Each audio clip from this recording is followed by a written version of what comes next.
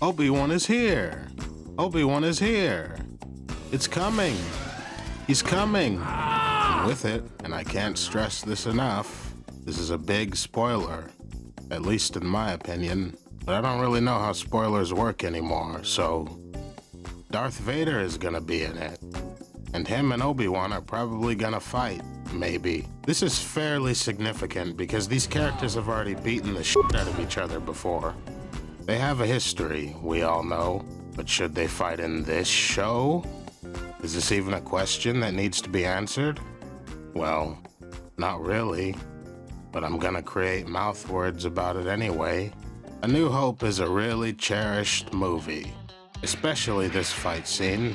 It's very basic, but just like a ton of other scenes in the movie, they lay out the world, and you really get interested in the history of these characters watching a scene like this, whether you've seen the prequels or not. Now that we have the prequels, though, we can look at the story through a complete lens. And because of them, we've seen so much of Obi Wan and Anakin's f***ing history that some people wonder why we need to see them interact even further. Is it necessary? Well, are seagulls necessary? Now, some people think that if Vader and Obi Wan were to fight yet again, it'd kind of take the wind out of their original confrontation in A New Hope. And honestly, my initial reaction kind of agreed with that. Like, holy fuck. I think we all kind of know that it's crazy how many times Star Wars characters coincidentally meet up and eventually beat the shit out of each other. But in this case, it's with two characters we've assumed that have been set apart for quite some time. And for very good reasons. But what are some reasons this rematch might bother a lot of people? Well, Obi Wan is old as shit in A New Hope, even though he's actually only 57 years old. But that's besides the point. The point is that in Revenge of the Sith, he's 38 years old. He's been on Tatooine for 19 years, essentially 2 decades. So what was he doing on Tatooine the entire time? Now to me, the answer to this was always common sense. In your solitude on Tatooine, training I have for you. He was doing the Force Ghost training, right? He had to at some point, probably even early on. We might get some flashbacks or whatever, but You want a paper? I just wouldn't expect them to focus on this too much. Which is a shame, because I know there's people who want more of an inward journey instead of an outward adventure. But who knows, I'm going in with low expectations. The real point is that by the time of A New Hope, Obi-Wan has been on Tatooine for a long time. He's had time to not only complete his DMT adventure, but many other things. Some of the Marvel comics have explored his life a little bit on Tatooine, and he's certainly not dormant, but he never leaves Tatooine either. The fact that it looks like he leaves Tatooine is something that originally bothered the shit out of me, and I'm sure it bothers other people. And I guarantee you these are the same people that don't want to see him fight Vader. But I'm personally kind of warming up to it. The show is going to take place halfway into his life on this planet. He's got the time. All he needs is a reason. This is where it hinges for a lot of people.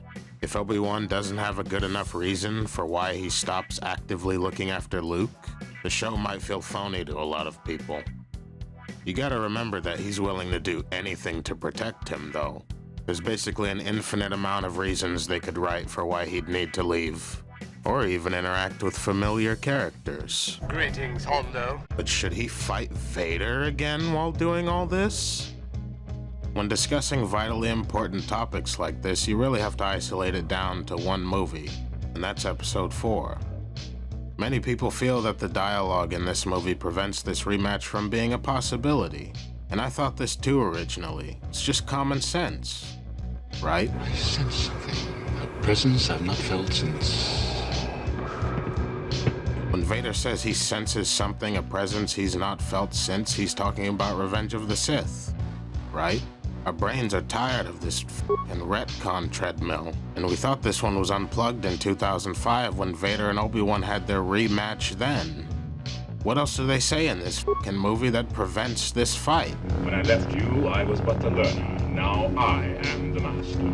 Okay, wait a minute. That seems like it kills the whole argument right there, right?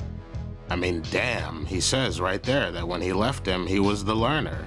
That's an obvious reference to Revenge of the Sith all the way back to 1977, obviously. Anakin was Obi Wan's apprentice. But when they left each other, Anakin wasn't his learner. He was a fully fledged Jedi Knight, and he had been for a while. In fact, he was technically a master to Ahsoka Tano in the Clone Wars. So what the f is he talking about here? We all know how finicky Star Wars is with dialogue. Only a master of evil, Darth. When you think about it, this isn't Anakin talking. This is Vader. This is the guy that's wanted to literally murder Obi Wan in the face ever since he left him burning on the beach in Episode 3. In the originals, Vader is in his prime. Obi Wan is another Jedi to kill. Do you think Prime Darth Vader talks about Anakin Skywalker or references him in any way to anyone? That name no longer has any meaning for me.